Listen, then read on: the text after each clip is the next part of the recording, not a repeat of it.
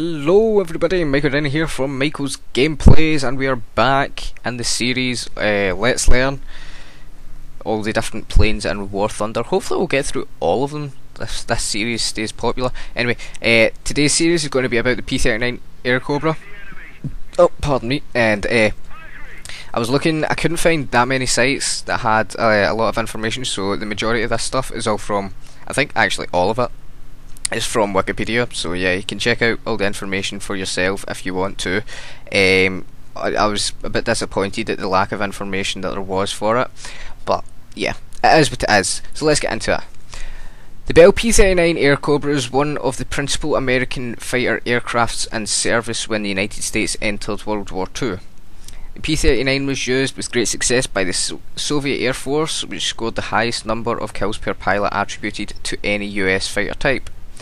Other major users of the type included the French Fleet, the Royal Air Force, and the United States Army Air Force and co-belligerent Italian Air Force. Designed by Bell, it had an innovative layout with the engine installed in the centre fuselage behind the pilot and driving a tractor propeller via a long shaft. Insert some sort of penis joke here.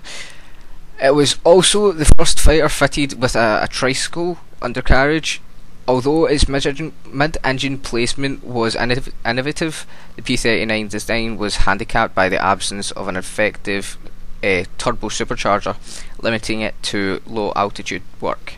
Together with the derivative P-63 King Cobra, the P-39 was one of the most successful fixed-wing aircraft manufactured by Bell.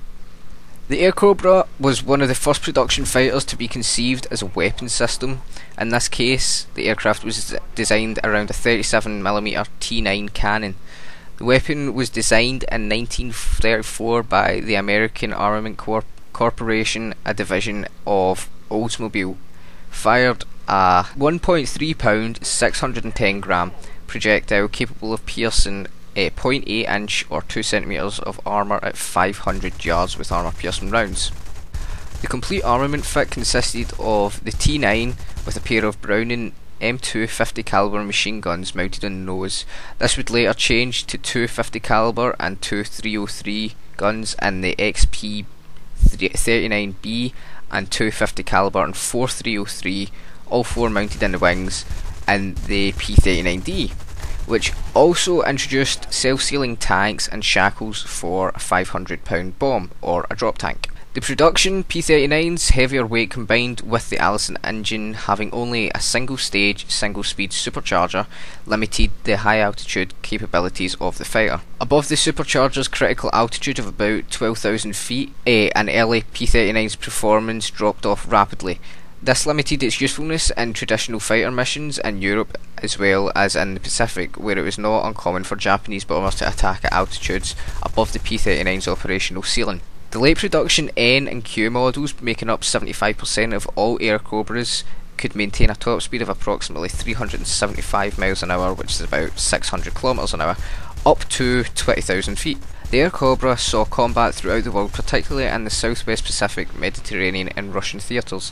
In both Western Europe and the Pacific, the Airacobra found itself outclassed as an interceptor, its earliest proposed role, and the type was gradually relegated to other duties. It was often used at lower altitudes for such missions as ground strafing. Let's look into some operational history from the UK.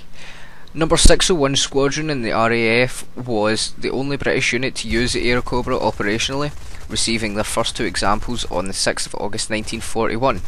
On October 9th, 4 Airacobras attacked enemy barges near Dunkirk in the type's only operational action with the RAF.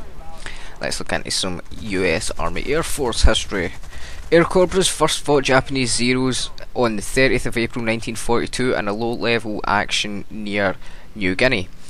From May to August 1942, combat between Airacobras and Zeros took place on a regular basis over New Guinea. Compilation of combat reports indicate that Zeros were either equal to or close to the P-39s in speed at the altitudes of the various low-level encounters. In North Africa, the 99th Fighter Squadron, also known as the Tuskegee Airmen, transitioned quickly from the P-40 and were assigned P-39s in February 1944, but only flew the type for a few weeks. The 99th carried out their duties including supporting Operation Shingle over Anzio, as well as missions over the Gulf of Naples in the Airacobra, but achieved few aerial victories. There was also a movie about the Tuskegee Airmen. It's called Red Tails. I seriously recommend it to anybody who's into aircraft war movies or anything like that. It's really good. Can't remember who's in it. I'll put a link in the description to where you can find out stuff about it. What's it called? IMDB or something like that. Yeah, I'll put a link to that in the description. Check it out. It's a really good movie. Anyway, onto some operational history from the USSR. The most successful and numerous use of the P-39 was by the Red Air Force. They received the considerably improved N and Q models via the Alaska to Siberia ferry route. The tactical environment of the Eastern Front did not demand the high altitude performance that the Royal Air Force and the Australian Air Force did. The comparatively low speed, low altitude nature of most air combat on the Russian front suited the P-39's strengths, which were like sturdy construction, reliable radio gear and adequate firepower. The Soviets developed successful group aerial fighting tactics for the Bell fighters and scored surprisingly high number of aerial victories over a variety of German aircraft.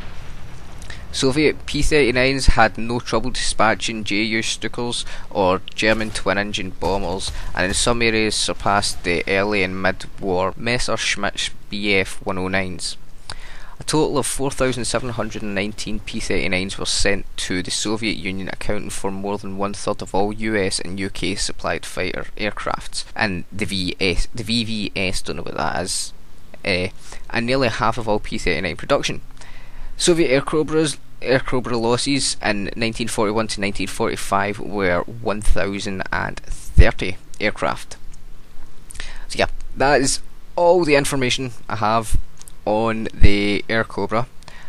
So if I missed anything out, again, post in the comments and I will apologise for it.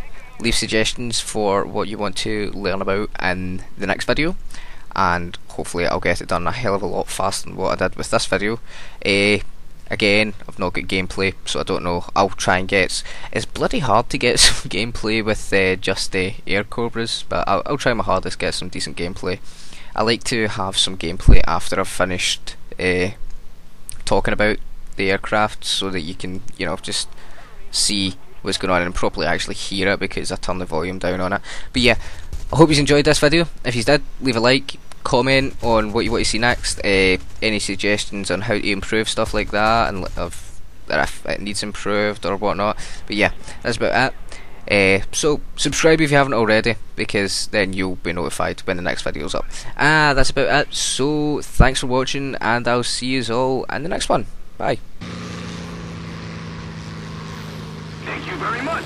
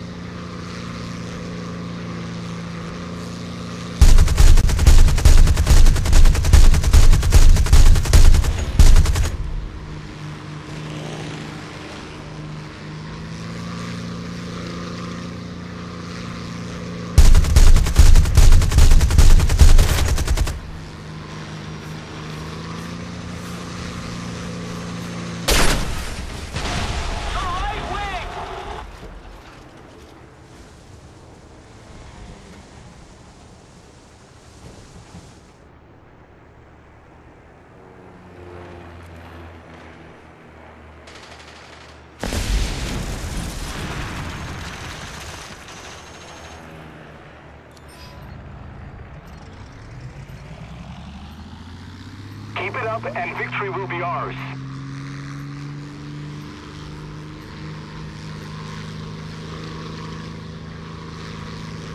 Take him down!